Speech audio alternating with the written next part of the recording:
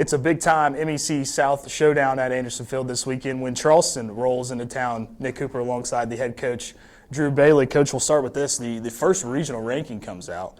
Concord's there. You know, what does it mean for your team in this season, in your first season on the mountain, to be named in that regional rankings as you get to the latter half of the season? Well, obviously, when you've lost 7 in a row, you don't expect that, but it means a lot. That's why we schedule the way that we have. Just if we can get hot these last 8 and play well, you never know. You have a shot. Our strength of schedule has been really strong, and I think we've got, it fluctuates every week, but I think we've got 8 or 10 wins against teams above 500, and so definitely, we're obviously not where we want to be yet in year one, but I just, sometimes people tell me, it's like, well, it's your first year, but I don't buy into that. I want to win right now, and and I think we have the pieces to win. We just, we've got to play better, and I've got to do a better job. So, but it's exciting, right? I mean, playing the NCAA tournament is something we haven't done in a long time, and that's where we want to be, and we talk about it a lot because that's the goal. Coach, your offense is really going to give you a chance to win just because you're second in the Mountain East in home runs, 45. Charleston's pitching staff only giving up 15 home runs all year, the least amount in the conference. What are you going to have to do to tell your guys to stay focused and just kind of rely on that long ball as you go through the weekend?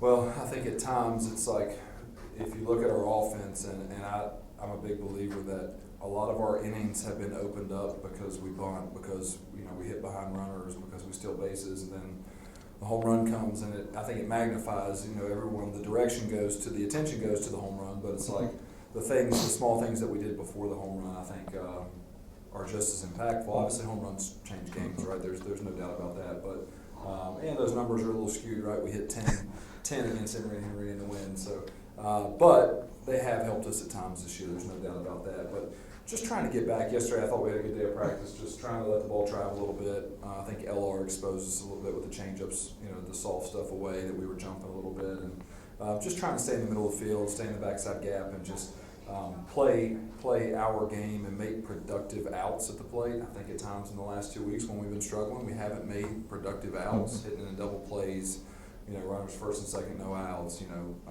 not getting the bunt down. And again, ultimately this falls on me, right? It falls on me, but we're trying to address those things in practice, and there's no doubt, there's no hiding that this is a big weekend, so just trying to stick to the gap-to-gap approach and playing some small ball, running the base as well, and then when the home runs happen, hopefully it's at the right time.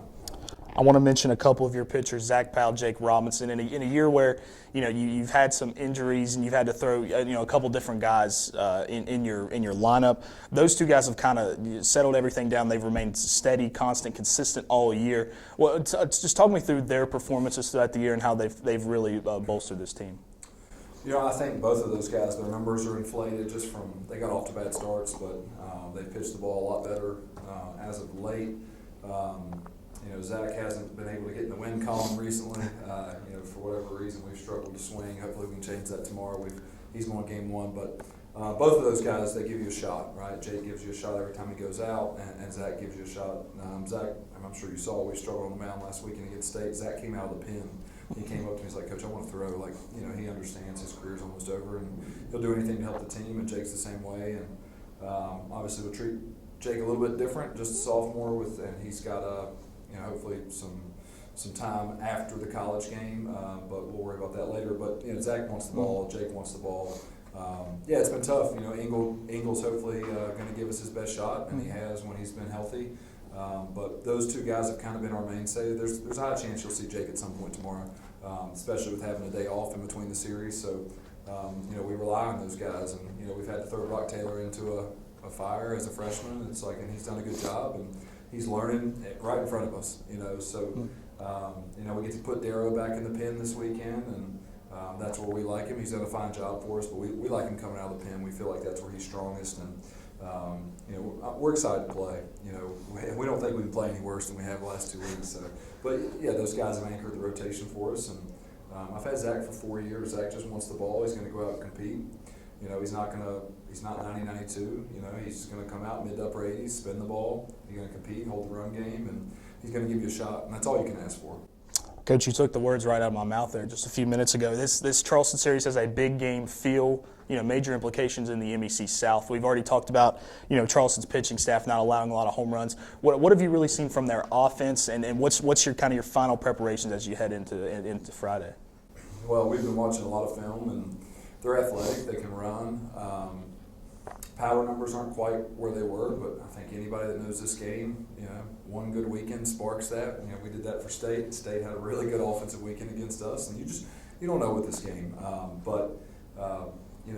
I feel like they're athletic. They can run. They hit a lot of balls on the ground, but at the same time, they'll hit the ball in the air too. But I think you got to defend the bunt. They're going to bunt. We got to play the third baseman in. We got to try and take away the bunt. The Lamont kid can really run 20 for 20 on the bag, so we've got to do a good job holding the run game. But ultimately, we got to take better care of the baseball. We could have won 2 games last weekend if we just take better care of the baseball, and I thought that was very uncharacteristic of what we've done in the past, compared to what we did last weekend. That wasn't us, so we're addressing those things, and we've just got to play clean baseball and give our guys a shot, and we're happy to play at home after 9 straight.